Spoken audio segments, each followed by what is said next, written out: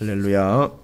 주님의 은혜가 오늘도 여러분 삶 가운데 가득하시기를 주의 이름으로 축원을 드립니다. 자, 이제 드디어 25장이 마무리가 되면서 심판과 마지막 때에 대한 이야기들의 이 시리즈 설명이 이제 마무리가 됩니다. 특별히 오늘은 양과 염소의 비유를 들고 있죠. 우리가 앞서서 여러 비유들을 통해서 마지막 때, 그러니까 예수님 초림하시고 재림 때까지 사이는 다 종말의 때다라고 말씀을 드렸습니다. 여러분께서 잘 구분을 하셔야 됩니다. 어느 이상한 현상이 벌어지고 주님이 오시기 바로 그 직전의 상황을 종말의 때라 하지 않고 이미 인류의 역사에 있어서 주님이 오셨다라는 것은 주님이 재림하실 때까지 종말의 때, 마지막 때다라고 말씀을 드릴 수가 있습니다. 그래서 열처녀 비유, 달란트 비유, 오늘 양과 염소의 비유를 통해서 여러분께서는 마지막 때에 또 최종적으로 주님이 재림하실 때에 어떤 일이 발생이 되는지에 대한 명확한 틀을 가지고 계셔야 된다는 거죠. 그래서 오늘 양과 염소의 비유는 마지막 순간을 이야기합니다. 주님이 재림하셨을 때에 일어날 일을 얘기하는 겁니다.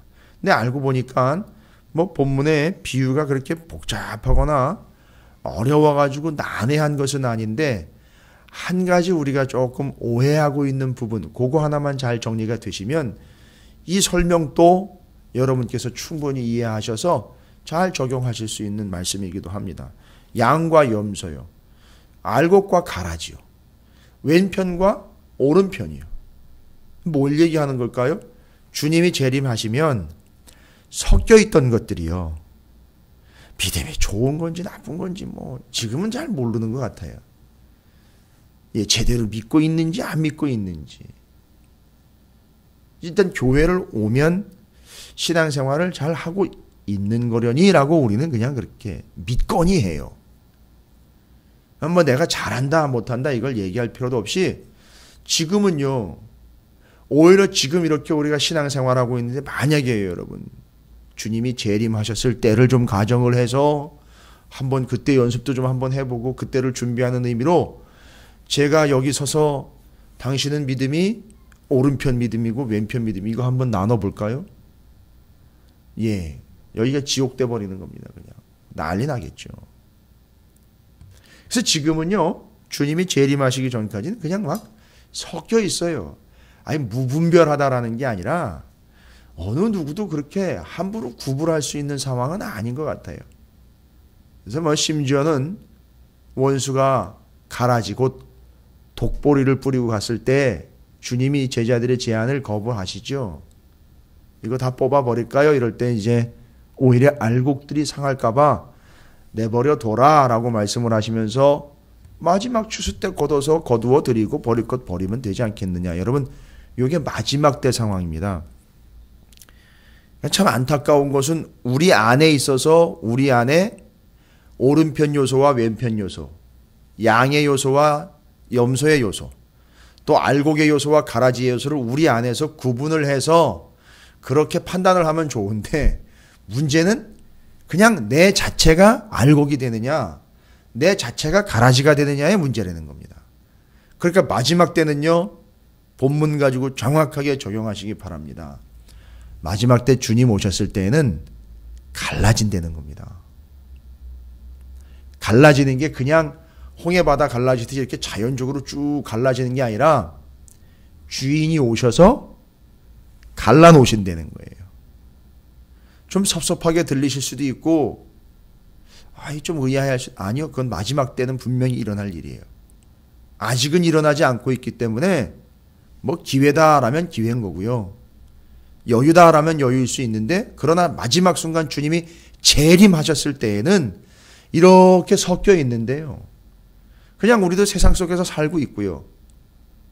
그리고 또 그냥 믿음이 좋은지 나쁜지 우리는 구분할 필요 없이 그냥 그렇게 살아가고 있는 듯한데 주님이 오시면 반드시 강제적으로 주님이 나눈다는 거예요. 왼편과 오른편으로. 이건 유대적인 개념이기도 하고요. 그래서 오른편, 왼편 분명한 겁니다. 그래서 오른편에 있는 자들로 의인들이다 라고 이야기를 해주고 계셔요. 또 그리고 그걸 양이다 라고 이야기를 하고 또 염소다 라고 이야기하면 본문을 좀 깊이 얘기하면 이 염소는 일반적인 염소의 개념입니다. 흰 양의 대비가 된 검은 염소 뭐 이런 개념으로 보시면 될 것 같아요. 이 본문이 가지고 있는 의미가 이제 왜 대비를 시켜야 되니까요. 그래서 구분을 해낸다는 거죠. 구별해낸다는 게 아니라 아예 강제로 그냥 나눠버린다는 겁니다. 그래서 좌편 우편으로 염소와 양으로. 여러분 완전히 좌편 우편 염소 양, 이거는 왜 이런 표현들을 쓰느냐 하면 이건 이제는 더 이상 섞일 수 없고 눈에 봐도 확연히 드러난다는 거죠. 여러분도 아실 거 아닙니까? 우리가 좀 애매하게 서양 사람들이 볼 수 있는 건 뭐 우리 동양 사람들이 일본인이나 우리 한국 사람이나 중국 사람들이나 그들이 보면 구분이 좀 안 되지만 동양, 서양 분명히 구분되는 거 아닙니까? 봐서도 알 수 있는 거잖아요. 마치 색깔이 구분되듯이 그렇게 구분될 수 있는 거예요. 그래서 나눠 놓는다는 겁니다. 분리가 된다는 겁니다. 근데 그게 강제로요. 주인의 힘으로, 파워에 의해서 나눠진다는 겁니다. 이게 마지막 때 일어난다는 일이에요. 그러니까 우리가 어떻게 할 수 있는 상황이 아니거든요. 그래서 뭘 얘기하십니까? 종말의 때 주님이 다시 오시기 그 순간 되기 전까지 우리는 어떤 삶을 살라고 얘기를 하죠. 강제로 하나님이 분리시켜가지고 떼내는 게 아니라 너희가 스스로 구별된 삶을 살라고 말씀을 하시죠. 그걸 거룩이라고 이야기를 하고요. 그러니까 종말의 때는요, 바로 그 마지막 순간을 준비하며 훈련하고 연습하고 있는 거라고 보시면 돼요. 그게 실전이 되는 거예요. 그래서 우리는 이미 주인이 오셔가지고 강제적으로 떼어놓기 전에, 갈라놓으시기 전에 우리는 주님 오실 때까지 스스로 구별된 삶을 살아가라, 거룩한 삶을 살아가라라는 걸 요청을 받고 있는 이유는 바로 그런 이유입니다. 그래서 첫 번째, 우리는 그 주님 오실 때까지요, 마지막 순간에는 강제적 구별과 구분과 분리가 일어날 테니까 그때까지 우리 스스로가 믿음을 가지고 뜻을 정하여 구별된 삶을 살아라. 마치 누구처럼요? 다니엘처럼요. 그 친구들처럼요. 뜻을 정하여 구별된 삶을 살겠노라. 자, 그렇게 주님이 오시기 전까지의 상황을 또 그렇게 살아가야 할 것과 그때 일어날 일을 이야기합니다. 그래서 그 양은 오른편에 염소는 왼편에 두리라 라고 33절에 이야기하죠. 그리고 34절에 그때 임금이 그 오른편에 있는 자들에게 이르시되 내 아버지께 복을 받을 자들이여 나와 창세로부터 너희를 위하여 예비된 나라를 상속받으라. 한 가지 더 있습니다. 주님이 오시는 마지막 순간에는요, 분리와 함께 뭐가 일어난다고요? 상속이 일어납니다. 영원한 하나님의 나라에 대한 상속. 그러니까요, 주님 오실 때까지 우리는 어떤 삶을 살아야 될까요? 그 나라의 백성으로 살아가야죠. 저 나라의 백성, 남의 나라의 백성 말고요. 그 나라의 백성으로요. 어떻게 해요? 그 나라의 백성이면요, 그 나라 왕의 명령을 100% 충성하면서 복종해야지요. 분리와 상속이 일어납니다. 그때까지 우리는 어떤 삶을 살아야 되느냐?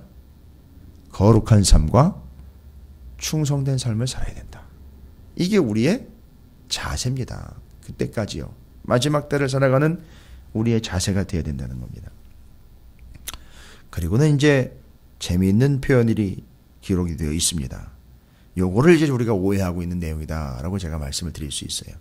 내가 줄일 때에 너희가 먹을 것을 주었고 목마를 때에 마시게 하였고 나그네 되었을 때에 영접하였고, 여기서 내가는요, 주님이지 않습니까? 근데 주님이 당신을 어려운 사람화시켜서, 그래서 당신이 곧 마치 아무것도 없어 삶의 고통을 누리고 있는 이 세상에 저 소외계층이나 빈민계층처럼 되어서 그들 속에 임재하시고 그들화되어서, 심지어는 그들이 되어서 그걸 받아주시는 것처럼 우리는 지금까지 이걸 구제에 적용하는 근거 본문으로 사용을 많이 했어요.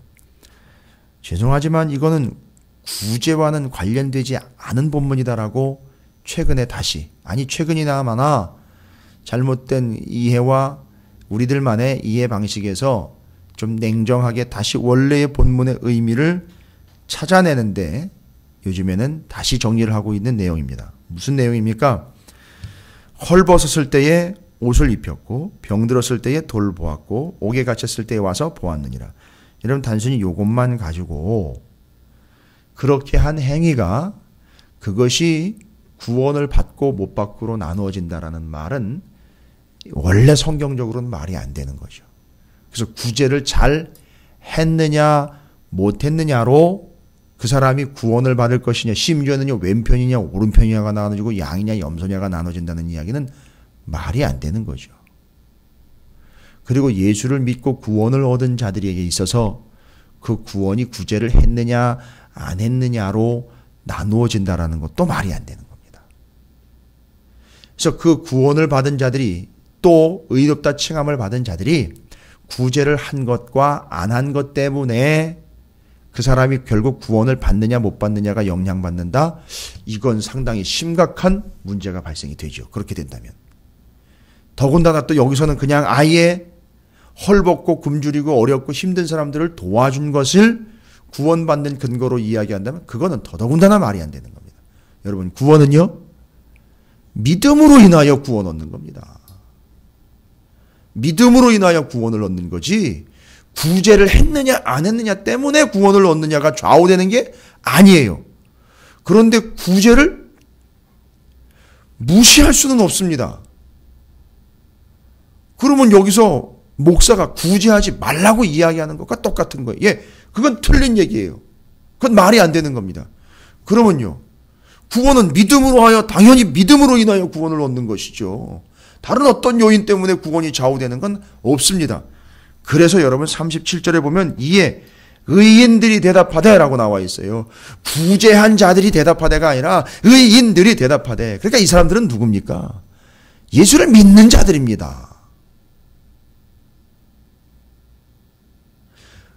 그 구제를 받은 사람들은 모르겠습니다만 아직까지는요.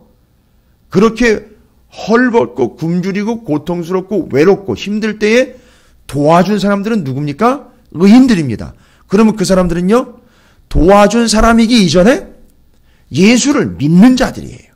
그래서 이 사람들은 구원받은 사람들입니다.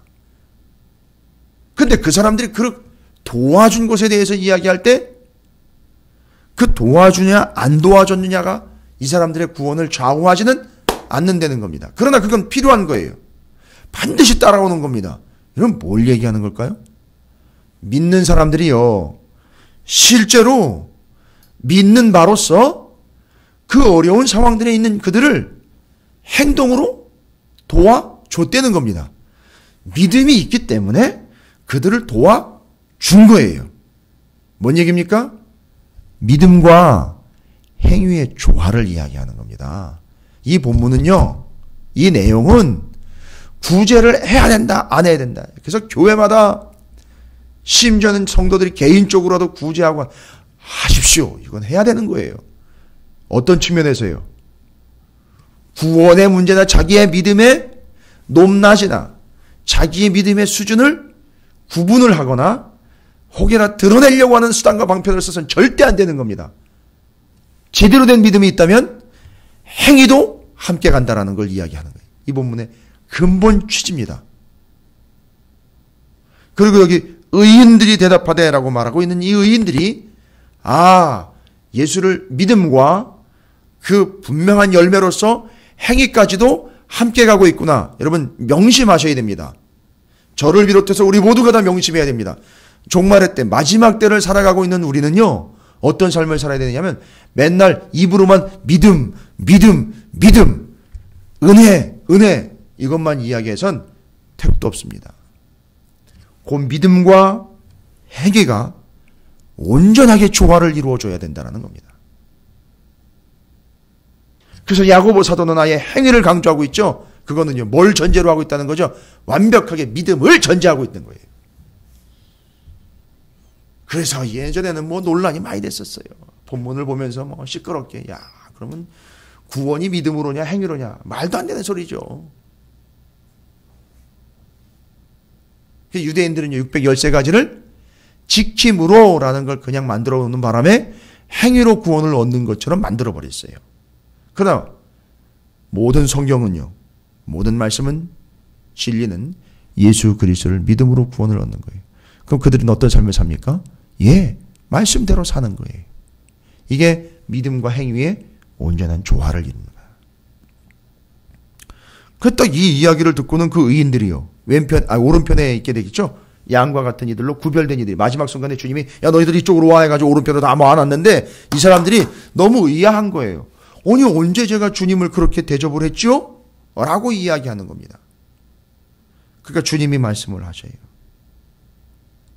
40절입니다. 뭐 임금이라고 얘기했지만 임금이 대답하여 이르시되 내가 진실로 너희에게는 너희가 여기 내 형제 중에 지극히 작은 자 여기 있는 내 형제래요. 그러니까 여기 있는 거죠. 주님 앞에요.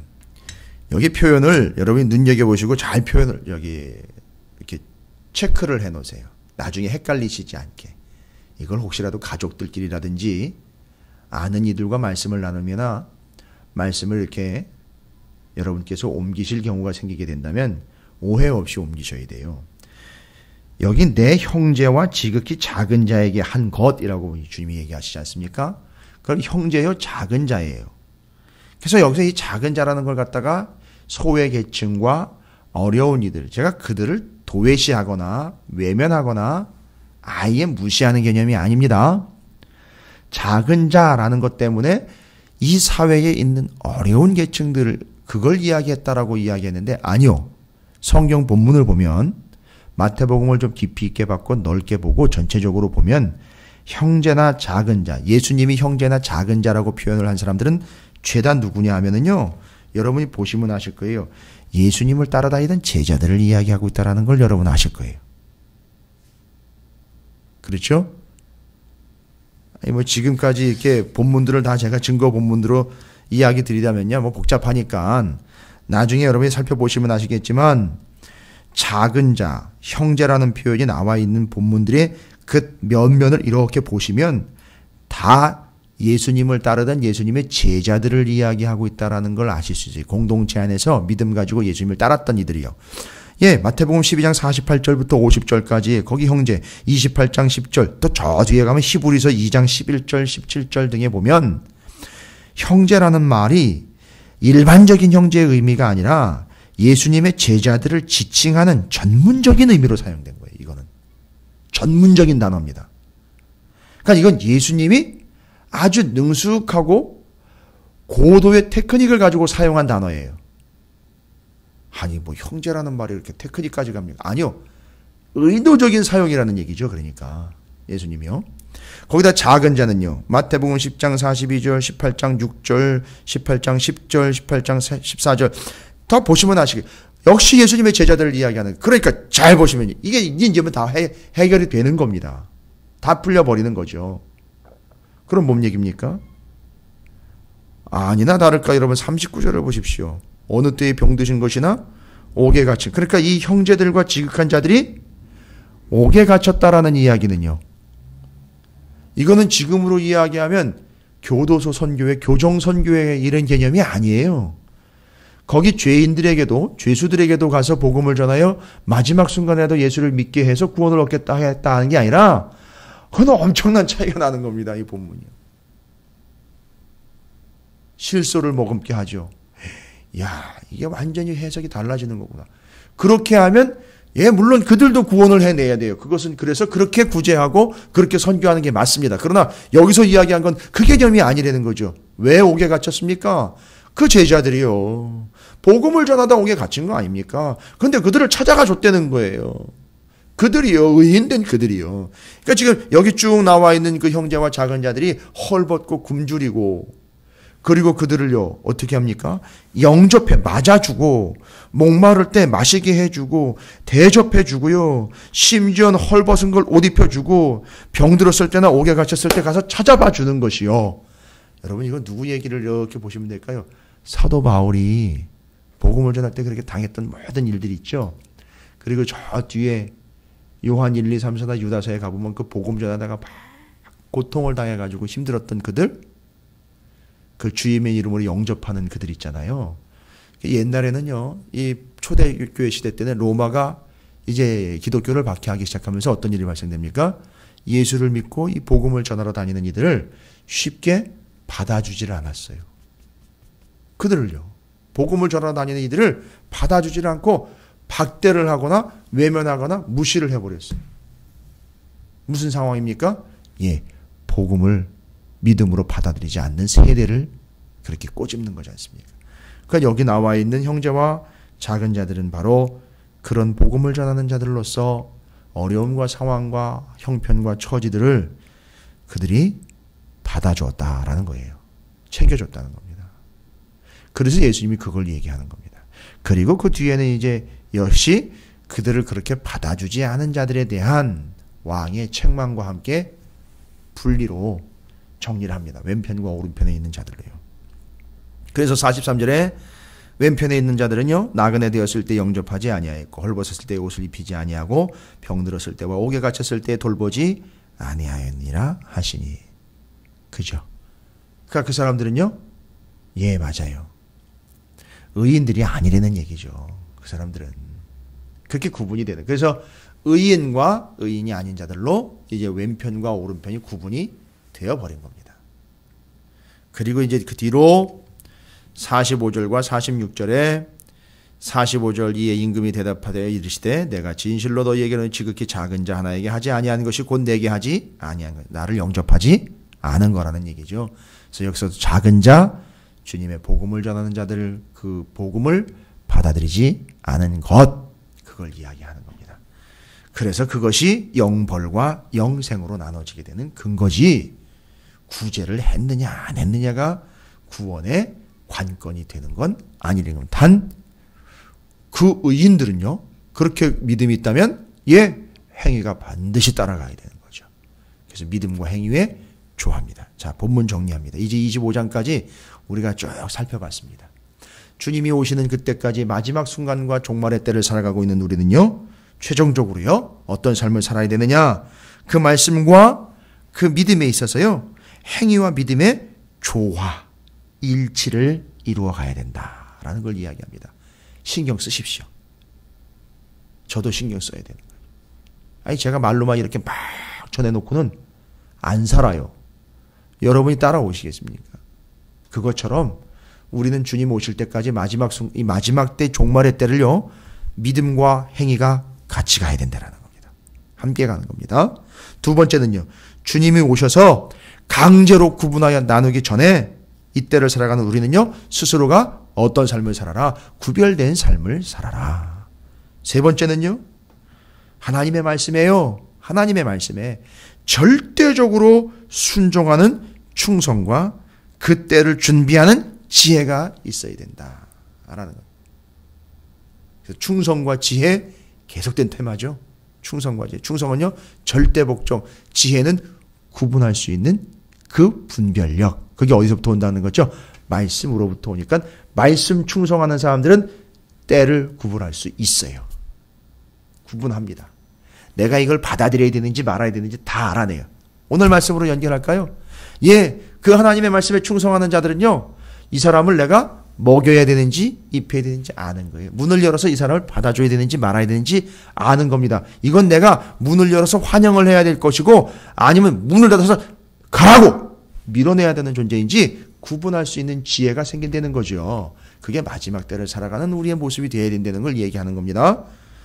제가 세 번째까지 말씀드렸어요. 믿음과 행위의 조화, 주님이 오셔서 강제로 구분하기 전에 구별된 삶, 거룩한 삶을 살자. 하나님의 말씀엔 절대적으로 순종하는 충성이요, 그거를 통하여 준비하고 구별할 수 있는 분별력을 가지는 지혜 있는 삶을 사는 것. 여러분, 복음의 때에 또 주님이 오실 그때까지 복음 때문에 어떤 고난과 아픔이 있더라도, 오늘 같은 경우 그것 때문에 헐벗은 거죠, 사람들이요. 그것 때문에 굶주린 거죠. 그것 때문에 병든 거죠. 그것 때문에 감옥에 간 거죠. 그렇더라도 우리는요, 주님 오실 때까지 어떤 삶을 살아야 된다? 바로 복음 때문에 어떤 일을 당하더라도 끝까지 인내하며 가는 삶이 되어야 한다. 그래서 우리가 제대로 서로가 서로를 복음을 전하는 자들을 챙긴다면은요, 여기서처럼 이렇게 받아주고 영접해주고 먹여주고 입혀주고 챙겨주고 찾아가주고 심지어 감옥에 있는 그를 돌봐주는, 바울이 감옥에 갇혔을 때 돌봐줬던 빌립보 교회 성도들처럼 그런 식으로 한다면요, 어느 누구도 믿음에서 떨어져 나가지 않겠죠. 그렇게 하자는 겁니다. 주님 오실 때까지 그렇게 교회와 성도들은 삶을 살아가야 한다라는 것, 이 네 가지로 오늘 정리를 25장까지의 내용, 마지막 때 종말의 때를 살아가고 있는 성도들과 교회의 바른 모습에 대해서 이야기를 드렸습니다. 여러분, 이건 큐티거리가 아니라 어마어마한 시간을 맡은 자들이요. 달란트 비유 기억나시죠? 5달란트, 2달란트, 1달란트. 그건 비용일 뿐만 아니라 그 노동자의 하루 품삯의 20년, 수십 년, 짧게는요. 예. 그런 100년에 이르기까지 그 시간들을 맡은 자다라는 이런 의식을 가지시고 주님이 오실 때까지 그 시간을 이렇게 감당해내고 그렇게 기다리고 그렇게 살아가는 우리 교회와 성도들이 되어야 될 줄로 믿습니다. 오늘 한날 여러분과 함께 나는 이 네 가지 정리된 바들을 삶에서 고스란히 적용하셔서 마지막 때를 그렇게 충성스럽고 지혜롭게 살아가는 우리 찾으시는 교회와 여러분들이 되시기를 주님의 이름으로 축복합니다.